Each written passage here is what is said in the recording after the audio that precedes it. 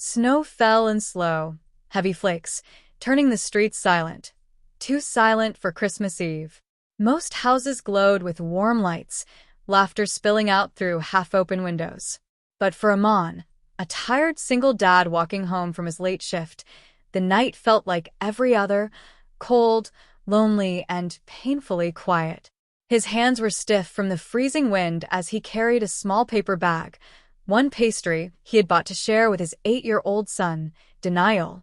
Money was tight, but traditions mattered. He whispered to himself. B'asik or Saul. Inshallah, next year will be better. He crossed the empty park, the shortcut he always took. But halfway through he stopped. Because he heard it. A sound that didn't belong to the night. A faint whimper. Then, a soft cry. Amon turned, scanning the dark corner near the old bench covered in snow. He stepped closer. And that's when he froze. 2 tiny girls, no older than 4, sat huddled together under a torn blanket. Their faces pale. Their hair messy. Their bodies trembling violently. One held the other as if shielding her. Amon's breath caught. Ya Allah! Their lips were blue. Their little hands, thin, shaking, were clutching each other for warmth. And beside them sat a dirty, empty lunchbox. They had tried to eat, but there was nothing inside. The older twin looked up at Amon with wide, terrified eyes. The younger one hid her face in her sister's shoulder. Amon knelt slowly. Beta, where are your parents? The older girl hesitated, then whispered the words that punched the air right out of his lungs. They left.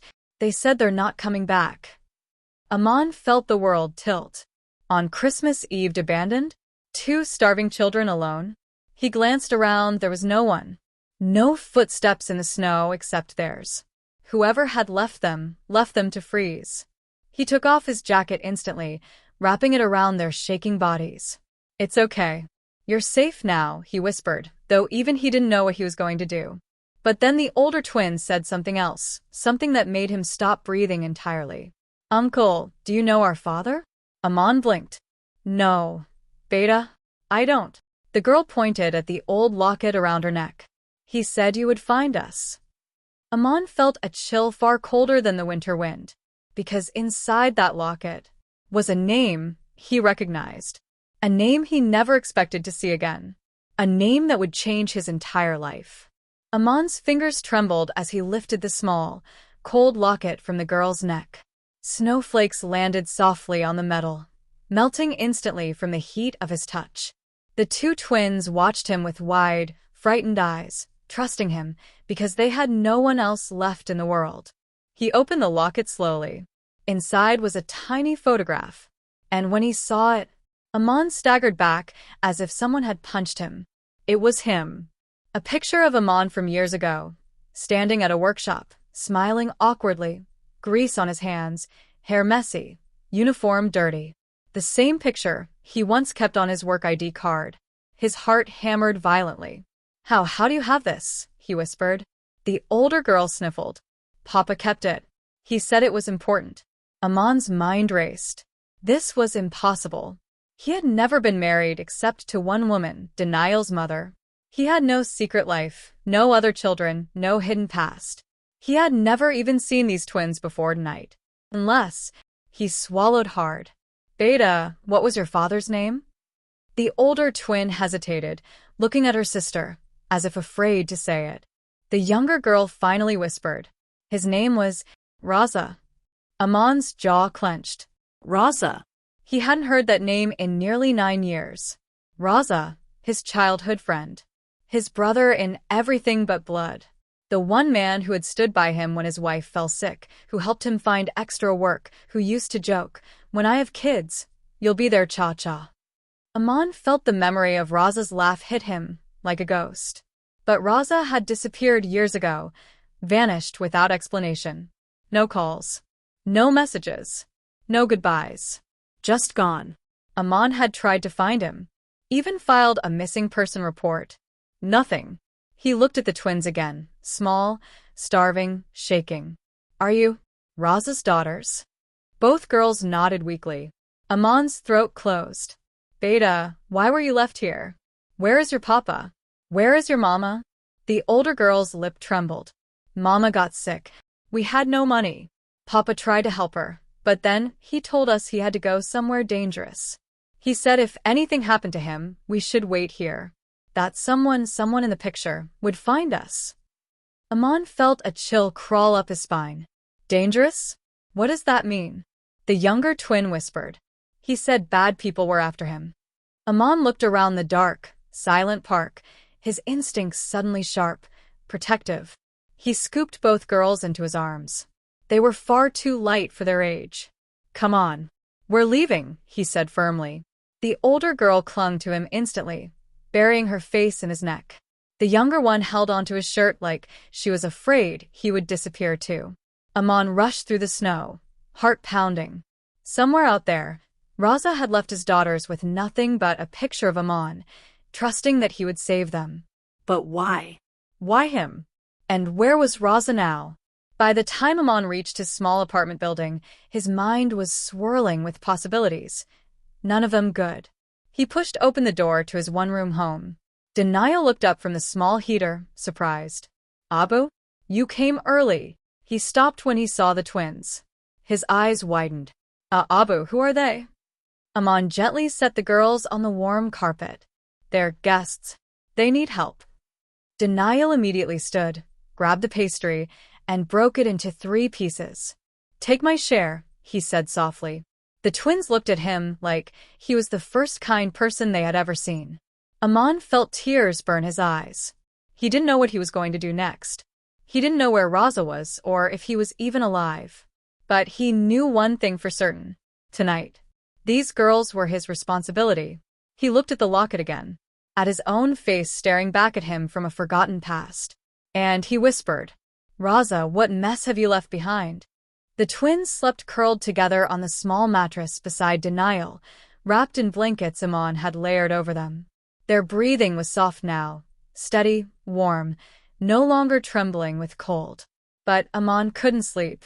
He sat by the window, staring at the snow-covered street below, gripping the locket in his hand. The old metal felt heavier now, carrying 1,000 questions with no answers. Raza, where are you? Why your daughters?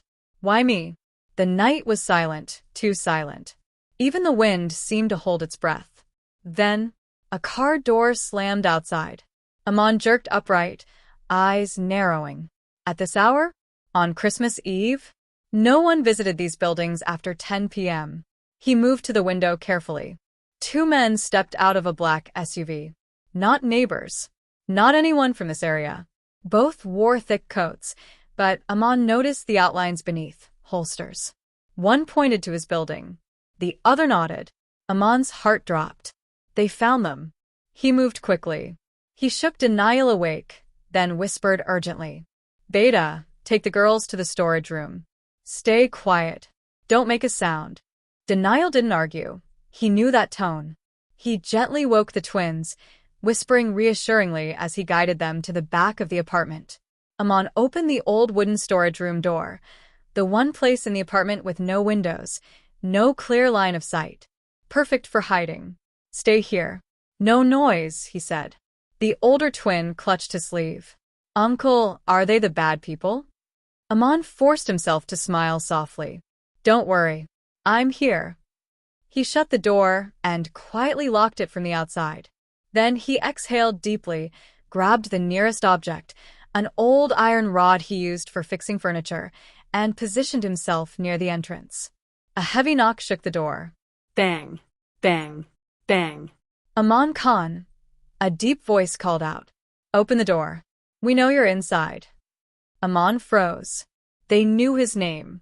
He opened the door just 1 inch, just enough to speak. Who are you? The shorter man leaned forward, revealing cold eyes. We're looking for 2 girls. Aman pretended confusion. Girls? No girls here. The taller man stepped in close, his voice low and dangerous. They were seen entering this building. Their father owes a lot of money. Money he stole from us. Aman's stomach twisted. Raza, what had he gotten into? I haven't seen anyone, Aman insisted. But the shorter man shoved the door wider, trying to push past him. Aman blocked it with his shoulder. Move, the man growled. My son is sleeping, Aman said firmly. I won't let strangers in. That was when the man's hand slipped into his coat. Aman saw the gun. Before he could think, he swung the iron rod, not to hurt but to buy seconds. Clang. The rod hit the man's arm. The gun clattered to the floor.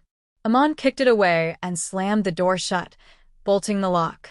The men roared angrily outside. Aman backed up, chest heaving. He didn't want to fight.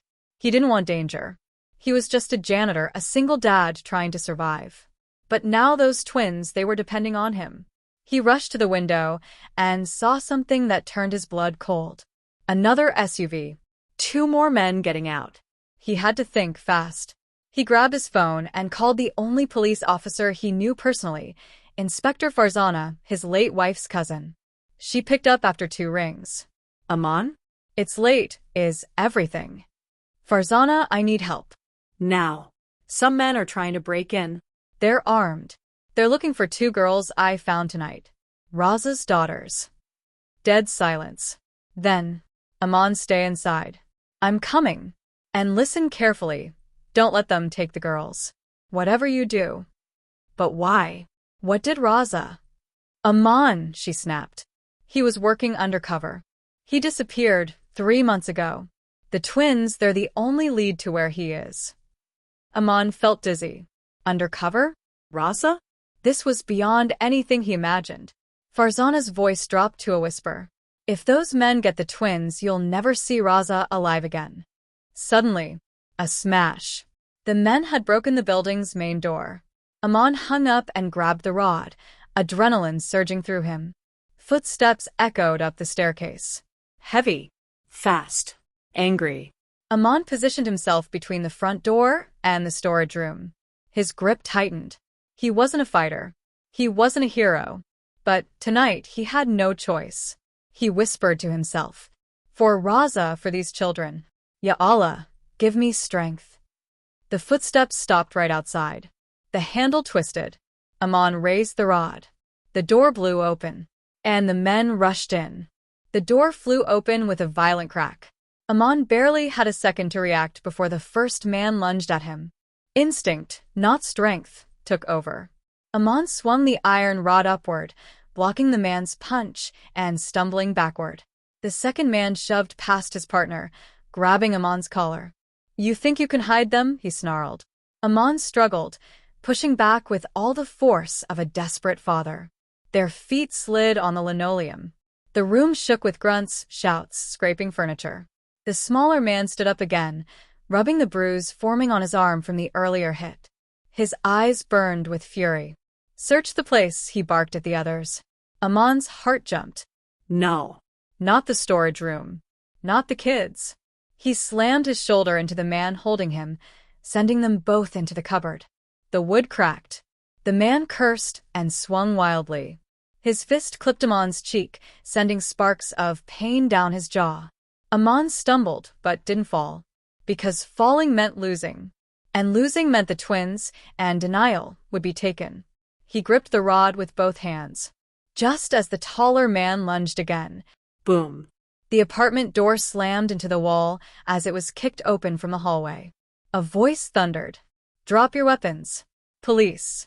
Inspector Farzana burst inside with 2 officers behind her, weapons raised. Her eyes scanned the chaos and locked onto Aman. The criminals scattered like startled animals, but Farzana moved faster. She fired a warning shot into the ceiling. The echo shook the entire building. Try running. I dare you. 2 men froze. Hands up. But the shortest one, the one who had pulled the gun earlier, made a break for the storage room door. Aman lunged. No. But Farzana caught him first, tackling him hard enough to send both sliding across the floor. The man screamed as she twisted his arm behind his back, snapping a cuff onto his wrist. The last criminal dove toward the window, but the officers grabbed him before he could escape. Within seconds, the room filled with the metallic clicks of handcuffs and the groans of defeated men. Aman sagged against the wall, breathing hard. Farzana stood and brushed snow off her jacket. Not that she had been outside. She just sweat so much in that fight the flakes from her coat had finally melted. "Aman," she said, voice steady, but eyes worried. "Where are the girls?" He moved quickly to the storage door and unlocked it. Inside, Denial sat holding both twins tight, trying to keep them quiet. His small chest rose and fell rapidly. When he saw Aman, he rushed into his arms. "Abu, I kept them safe. We didn't make any sound. I promise." Aman hugged him fiercely. "You did perfect, Beta." The twins clung to Aman too, crying silently into his shirt. Farzana stepped in softly. Her expression softened. Rare for her. "They're safe now," she assured them. "Nobody will take you." But her tone changed when she turned back to Aman. "Aman, we found something. Something you need to see." She walked to one of the captured men and yanked a folded paper from his coat. "We searched him. He was carrying this." She handed it to Aman. He unfolded the paper slowly. His heart stopped. It was a photo. A grainy, printed picture. A man tied to a chair. Bruised. Exhausted. Barely conscious. Aman's breath hitched. Raza. Alive. But next to the image were words scrawled in red ink. "Bring the twins to the warehouse. Midnight. Or he dies." Aman looked up at Farzana, horrified. This means..." "Yes," she said grimly. "Raza is still alive. And whoever took him wants those girls badly. Enough to kill for them." Aman swallowed, feeling the weight of fear crawl up his spine. "What do we do now?" Farzana took a deep breath. "We set a trap," she said. "We go to that warehouse. But on our terms. SWAT, backup, everything." But then her voice lowered. "Aman, listen carefully." She stepped closer, eyes sharp and serious. "They trust you. They come with you. We need you there. Without you, they'll panic." Aman froze. "You want me to go with the twins? Into danger?" Farzana nodded. "I wouldn't ask if there was another way. But if we want Raza, if we want this to end, you're the only one they left the trail for." Aman looked at the twins, small, trembling, staring up at him with absolute trust. He looked at Denial, his son, eyes wide with fear but stubborn with courage. He felt the iron rod slip from his shaking hands. He wasn't a police officer. He wasn't a fighter. He was just a single dad who cleaned buildings. But tonight, none of that mattered. He inhaled deeply. "Tell me the plan," he said. Farzana nodded, placing a reassuring hand on his shoulder. "We move at 11:40 p.m. And, Aman, whatever you do, don't let them separate you from the girls." Aman tightened his fists, jaw set, heart pounding. "Raza trusted me once," he whispered. "I won't fail him again." The warehouse loomed ahead like a dark, frozen fortress. Snowflakes swirled in the bitter wind, masking the distant city lights. Aman held the twins tightly, Denial clutching his coat. Farzana and her team flanked them, weapons ready, eyes sharp. Aman whispered to the girls. "Stay close to me. Don't make a sound." "Okay." They nodded, gripping his hands as if their lives depended on it, which, in a way, they did. The warehouse doors creaked ominously as Farzana signaled her team to surround the building. Inside, Aman could see faint shadows moving, hear muffled voices, the men who had threatened the girls, armed and dangerous. And in the center, tied to a chair, slumped and bruised, was Raza. Aman's heart clenched. He rushed forward, stepping lightly, every instinct screaming to protect the children. Suddenly, a flashlight beam swept the area. One of the men spotted them. "There, the kids." Chaos erupted. Gunshots echoed, metal clanging, shouts piercing the cold night. Farzana's team fired warning shots, and some of the criminals panicked, diving for cover. Aman kept moving, shielded the twins behind him, and reached Raza. "Papa." "We're here," the older twin yelled. Raza's eyes widened as he saw them. He tried to speak, but his voice was hoarse and weak. Aman cut his ropes while the twins clung to their father. "You're safe now," Aman said, relief flooding him. "I've got you." The remaining men tried to regroup, but Farzana's team quickly neutralized them. Within minutes, the warehouse was secure. Raza finally stood, wobbly, but alive. He looked at Aman, eyes filled with gratitude, fear, and shame. I didn't want this to happen, Raza whispered. I thought I could protect them alone. I was wrong. Aman shook his head, tears streaming down his face. No. You left them in the right hands. That's all that mattered. They're alive. That's what counts. The twins hugged their father tightly, Denial hugging his new sisters. In that frozen warehouse, a family reunited, united not by circumstance, but by trust, courage, and love. Farzana approached Aman. You did well, she said softly.